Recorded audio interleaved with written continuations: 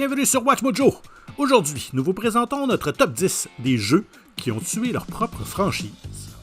The result has been bloody and bloody exceptional. Pour cette liste, nous allons nous intéresser aux jeux vidéo qui, pour une raison ou une autre, ont fait dérailler leur série entière.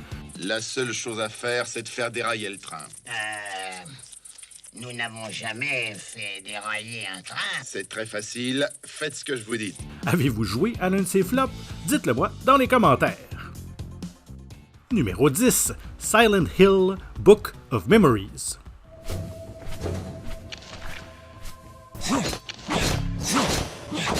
En apparence, il s'agit d'un hack and slash de donjon assez compétent. Le problème, c'est qu'il porte le nom de Silent Hill. Cette franchise d'horreur s'est faite une place grâce à ses histoires sinistres, son gameplay de survival horror et aux frissons qu'elle provoque. Trois choses qui manquent à Book of Memories. Ce changement de genre a donné l'impression d'un jeu complètement différent avec un nouveau titre. Même ceux qui l'ont apprécié ont déploré le fait qu'il n'aurait pas dû s'appeler Silent Hill du tout. Le plus dommage, cependant, c'est que la mauvaise réception du titre a laissé la série dans les limbes jusqu'à récemment.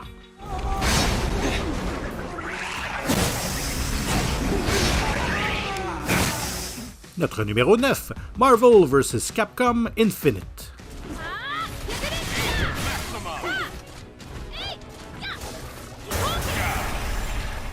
Le retour de cette franchise de jeux de combat bien aimés aurait dû être un best-seller immédiat. Le MCU avait fait des personnages de Marvel des noms familiers et Capcom a fourni ses propres poids lourds, sortis de séries comme Street Fighter, Mega Man et Resident Evil. Mais ça a quand même été un échec embarrassant.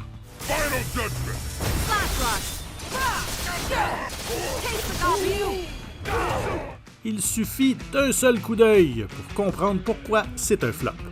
Le gameplay n'a pas pu surmonter les animations boiteuses et les modèles de personnages fades. En plus d'une liste très discutable et une concurrence féroce, le jeu a été une déception commerciale et critique. La seule chose Infinite à son sujet est l'espoir d'une meilleure suite un jour.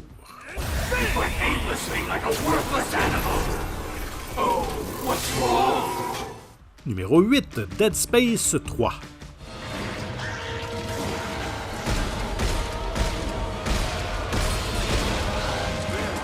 Le troisième opus de cette série a été conçu comme un jeu d'horreur à sensation forte, à l'écriture soignée.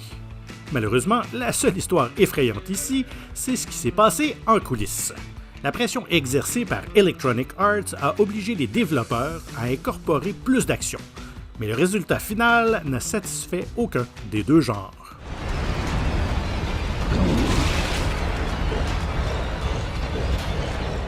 Ajoutez à cela un prix élevé, des microtransactions, des DLC minables et une réutilisation d'éléments des jeux précédents. Ça donnait l'impression que la série était à bout. Comment dirais-je? Dead, morte. Plus tard, en 2017, ses développeurs se sont entièrement dissous. Oui, ce jeu n'a pas seulement détruit la réputation de sa propre série, il a entraîné ses créateurs dans sa chute.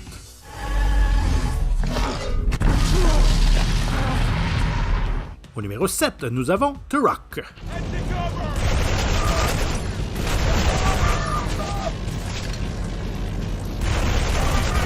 La première règle pour faire revivre une vieille franchise est de rendre justice à l'original. La seule chose que fait ce reboot est de nous faire regretter de ne pas jouer aux anciens jeux. Sorti après une brève interruption de la série, ce jeu de tir à la première personne est revenu aussi archaïque que ses dinosaures. Contrairement à ses concurrents, il n'apportait rien de nouveau au genre.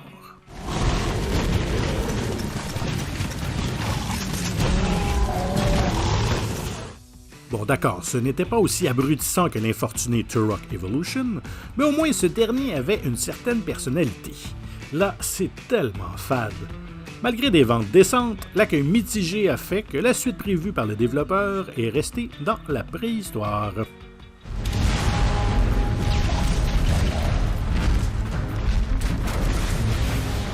Notre numéro 6, Metal Gear Solid 5, The Phantom Pain.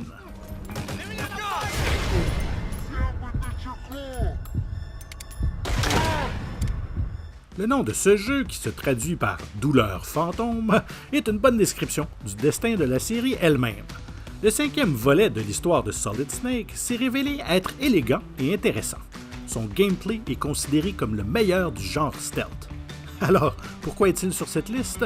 Eh bien, sous la surface se cache un cycle de production perturbé et précipité.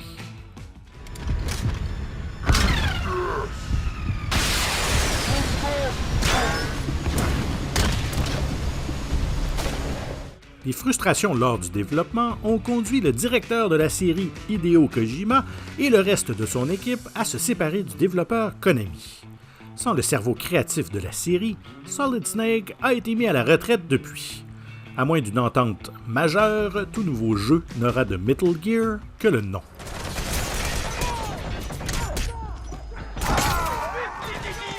Numéro 5, Crackdown 3. You may want to take this pipeline control platform offline. Just a thought. Après 9 ans, une nouvelle génération de consoles et plusieurs retards, les fans ont enfin mis la main sur le 3e volet tant attendu de cette série d'action-aventure. Eh bien, ce n'était pas mauvais, mais ce n'était pas génial non plus. The result has been bloody exceptional. Malgré 3 années supplémentaires de développement, les joueurs se sont vite rendus compte que Crackdown 3 ne parvenait pas à innover de manière significative. Après un si long intervalle, on s'attendait à plus qu'une nouvelle couche de peinture sur Crackdown 2. L'accueil mitigé des joueurs et des développeurs laisse penser que personne n'a envie de revisiter la série de sitôt.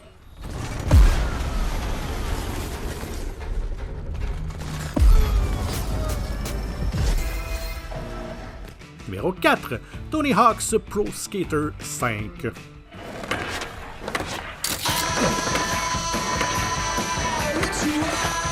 Ce jeu a pogné une fouille.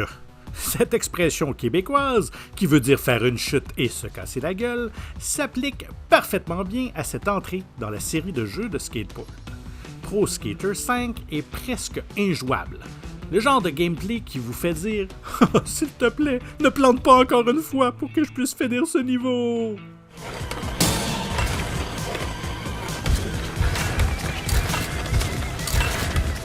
Il y a tellement de bugs que ça ajoute un peu de nouveauté au gameplay, qui autrement serait ce que la série a offert de plus emmerdant jusqu'ici.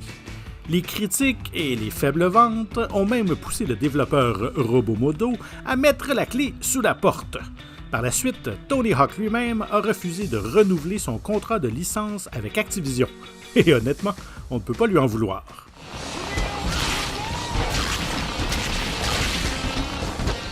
Numéro 3, Perfect Dark Zero. See you topside!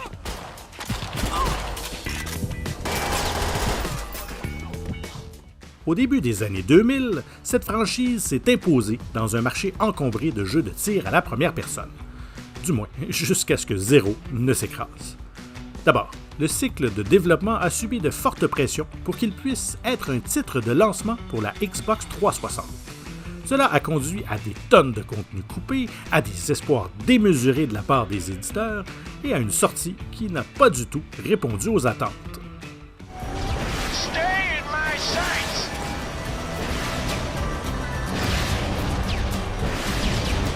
C'est une véritable honte qu'il n'y ait jamais eu de suite, car le jeu s'est avéré plutôt bon compte tenu des circonstances.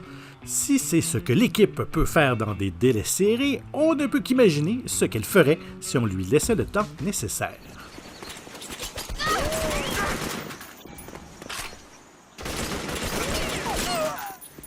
Au numéro 2, nous avons Dino Crisis 3.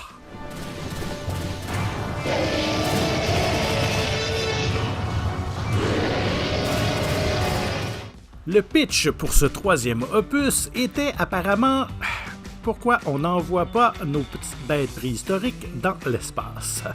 Et non, c'est pas aussi cool que ça en a l'air. Ce qui n'a pas aidé, c'est que le changement de décor a aussi ignoré la plupart des intrigues des jeux précédents, aliénant les anciens fans.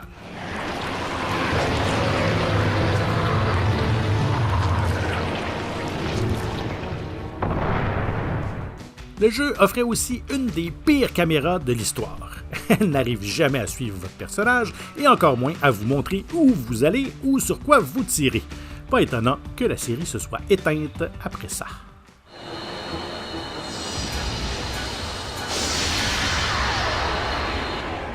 Voici le moment inévitable où je dois vous demander de vous abonner à WatchMojo Français et de cliquer sur la cloche afin d'être tenu informé de la sortie de nos dernières productions. Un petit coup de pouce vers le haut si vous avez apprécié cette vidéo, c'est quelque chose qu'on aime beaucoup. Et notre numéro 1, Duke Nukem Forever. Sir, yes, sir! It would be an honor to escort you, Mr. Duke Nukem. Sir, let's go! Ce jeu maintenant légendaire a connu un développement infernal pendant 14 ans. Et c'était évident quand on le jouait car ça ressemblait à quelque chose sorti à la fin des années 90. Et ça, pas d'une manière charmante. Au contraire, l'humour de bas étage et des graphismes peu soignés montraient clairement que la série était restée bloquée dans le passé.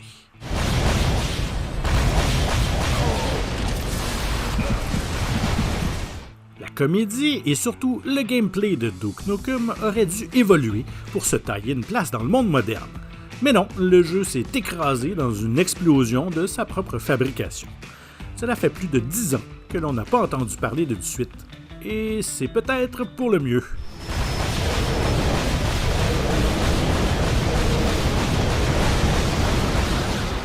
Êtes-vous d'accord avec nos choix?